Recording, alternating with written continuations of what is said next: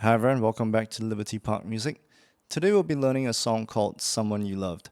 As usual, if you have any questions, just reach out to us and I'll get back to you as soon as I can. Alright, let's jump right in.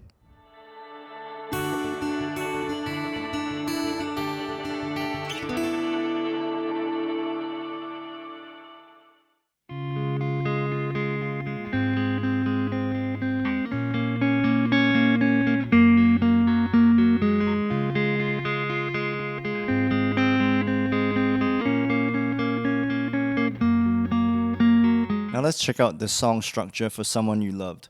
So this song is basically a 4-chord chord progression kind of song besides the bridge section. So the verses and the choruses are exactly the same. So it begins with a 4-bar intro, followed by a verse section, then a chorus section, followed by a second verse, a second chorus, and then we have the bridge section. And right after the bridge section, we have a chorus section, but this chorus section is a breakdown chorus section, so you want to play everything very, very quietly. And then you're going to build up into the final chorus. Now let's check out the chords that we'll need for this song. Before we begin, I should point out that in order to play the song in the same key as the recording, you'll need a capo on the first fret of your guitar. Alright, so here are the chords. It begins with a C major, and then we have a G major. Now notice how I play my G major, it's just my ring finger and my pinky.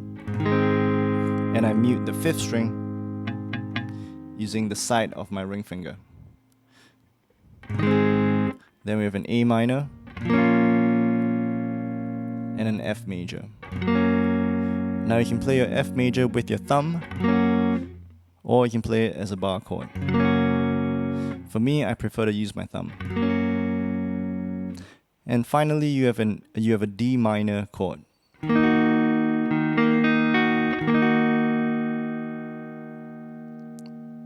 And those are the chords that we'll need for the song.